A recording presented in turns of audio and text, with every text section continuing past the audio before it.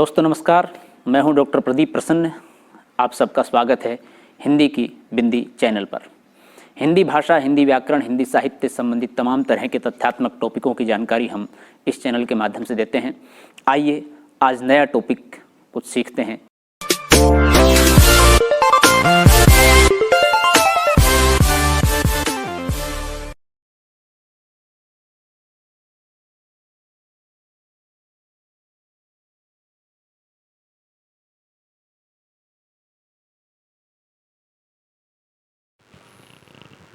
विद्यार्थियों, आज की वीडियो हम बना रहे हैं कक्षा 11 की पाठ्यपुस्तक हिंदी के अप्पू के साथ 2.5 साल, जो कि सत्यजीत रे द्वारा लिखा गया है। और मूलतः ये उनकी पहली फिल्म पथेर पांचाली की शूटिंग के दौरान की स्थिति की घटनाओं को बयां करने वाली कथा है, कहानी है। ये एक संस्मरणात्मक लेख है। वीडियो हम प्रारंभ करें उससे पहले आप सबसे आग्रह है, यदि आपने हिंदी की बिंदी को चैनल को अभी तक सब्सक्राइब नहीं किया है तो प्लीज़ इसे सब्सक्राइब जरूर करें, बेल आइकन को जरूर दबाएं ताकि कोई वीडियो आप मिस न कर पाएँ। आइए शुरू करते हैं आज की वीडियो। अप्पू के साथ 2.5 साल। पथेर पांचाली फिल्म की शूटिंग का काम 2.5 साल तक चला था। इस 2.5 साल के कालखंड में हर रोज़ तो शूटिंग होती नहीं थी, पर तब एक विज्ञापन कंपनी में नौकरी करता था। नौकरी के काम से जब फुर्सत मिलती थी तब शूटिंग करता था। मेरे पास उस समय पर्याप्त पैसे भी नहीं थे। पैसे खत्म होने के बाद फिर से पैसे जमा होने तक शूटिंग स्थगित रखनी पड़ती थी। शूटिंग का आरंभ करने से पहले फिल्म में काम करने के लिए कलाकार इकट्ठा करने का एक बड़ा आयोजन हुआ। विशेषकर अप्पू की भूमिका निभाने के लिए 6 साल का लड़का मिल ही नहीं रहा था। आखिर मैंने अखबार में उस संदर्भ में एक इश्तिहार दिया। तो देखिए, फिल्म बनाना एक आर्थिक रूप से खर्चीला काम तो है ही, लेकिन साथ ही चुनौती का काम भी है। जब आपके पास पैसे नहीं है तो आप फिल्म बना नहीं सकते, क्योंकि फिल्म की शूटिंग के लिए पैसे की आवश्यकता है। काम के लिए, तकनीकी रूप से कैमरे के लिए आप शूटिंग पर जब अभिनेताओं को बुलाएंगे तो उनका रहना, खाना या दूसरी तमाम तरह की वस्त्र, मेकअप, प्रॉप्स, इन सब चीज़ों की आवश्यकता है लोकेशन पर। तो वो सारी चीज़ें कहाँ से आएंगी, कैसे आएंगी? तो इसके लिए पैसे की बहुत आवश्यकता होती है। और जब आपके पास स्वयं के पास पैसा नहीं हो, आप कहीं से पैसा लें या उधार लें या पैसा कमाएं फिर उसमें लगाएं, तो निश्चित रूप से एक लंबा समय लग जाता है। तो लेखक यही कह रहे हैं कि मेरे पास चूँकि पैसा नहीं था, मैं स्वयं नौकरी करता था और वहाँ से पैसा अर्जित करता था और फिर शूटिंग करता था। और जैसे ही पैसा ख़त्म हो जाता था, शूटिंग को रोक देता था, फिर पैसा लाता था, फिर शूटिंग प्रारंभ करता। तो यही प्रक्रिया थी। दूसरी बड़ी बात इन्होंने ये कि 6 साल के लड़के का अभिनय करने वाले एक ऐसे बच्चे की आवश्यकता थी जो अप्पू की भूमिका निभाए, लेकिन ऐसा कोई लड़का मिल नहीं रहा था। तो अंततोगत्वा उन्होंने अखबार में इश्तिहार दिया कि ऐसा कोई बच्चा जो 6 साल का हो और अभिनय करना चाहे इस तरह से। रास बिहारी एवेन्यू की एक बिल्डिंग में मैंने एक कमरा भाड़े पर लिया था। वहाँ पर बच्चे इंटरव्यू के लिए आते थे। बहुत से लड़के आए, लेकिन अप्पू की भूमिका के लिए मुझे जिस तरह का लड़का चाहिए था वैसा एक भी नहीं था। अब इसको ऐसे भी समझिए आप कि क्या होता है, जब कोई डायरेक्टर फिल्म बनाता है तो वो पटकथा के अनुसार एक स्ट्रक्चर, एक अभिनेता की कद काठी, उसके डायलॉग बोलने का अंदाज़, वो सारी चीज़ें अपने मस्तिष्क में फिट कर लेता है उस कहानी के अकॉर्डिंग। तो उस कहानी के अनुसार उसको वही पात्र या उस तरह का पात्र चाहिए जो उस रोल को अभिनीत कर सके। तो इसलिए बहुत सारे लड़के इंटरव्यू देने के लिए आए, लेकिन लेखक को वो लड़का नहीं मिला जैसा कि इस कहानी के अनुसार सटीक हो।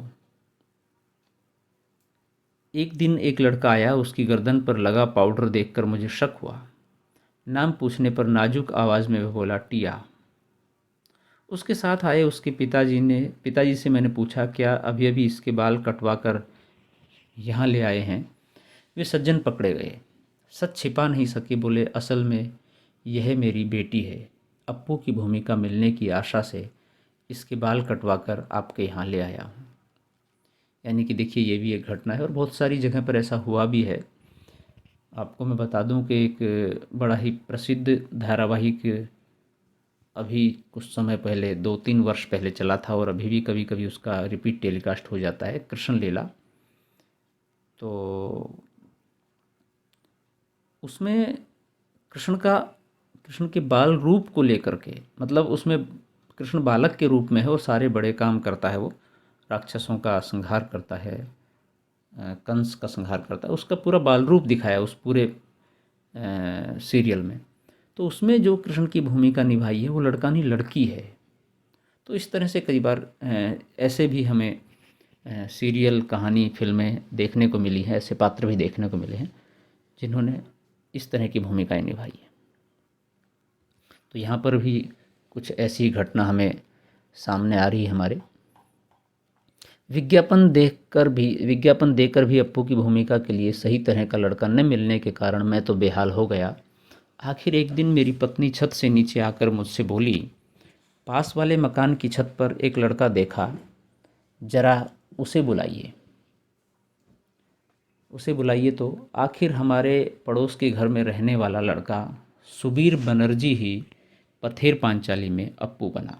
यानी कि उस लड़के को बुलाया और उसके लड़के के जेस्चर, पोस्चर, हाव भाव, बोलने के अंदाज को लेकर के शायद लेखक एज ए निर्देशक के रूप में संतुष्ट हो गए, तो उनका चयन किया उन्होंने। फिल्म का काम आगे भी 2.5 साल चलने वाला है, इस बात का अंदाज़ा मुझे पहले ही था। इसलिए जैसे जैसे दिन बीतने लगे वैसे वैसे मुझे डर लगने लगा।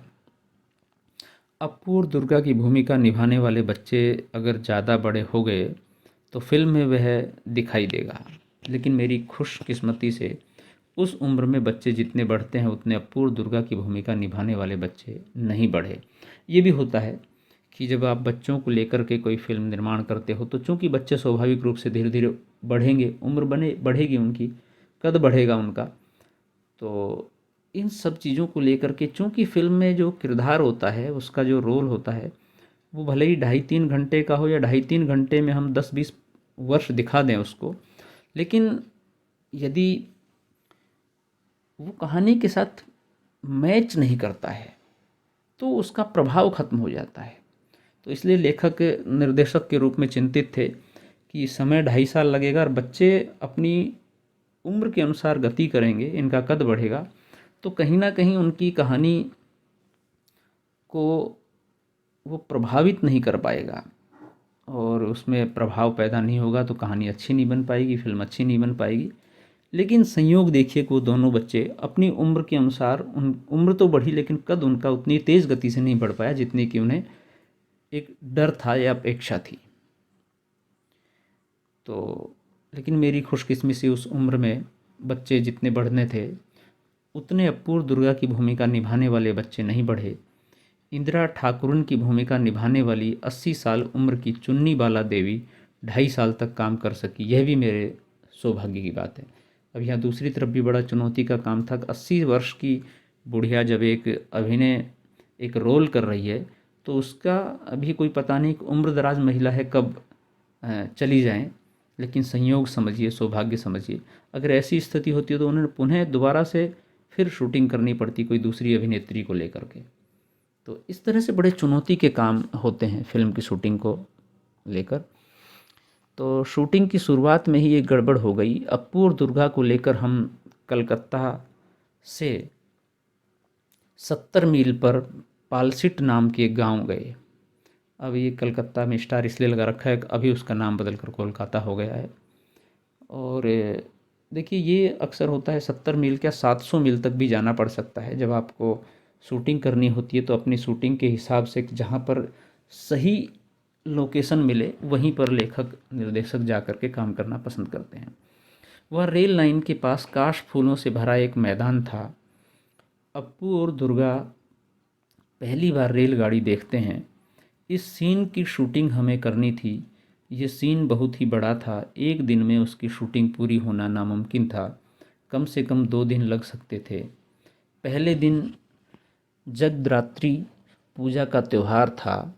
दुर्गा के पीछे पीछे दौड़ते हुए अप्पू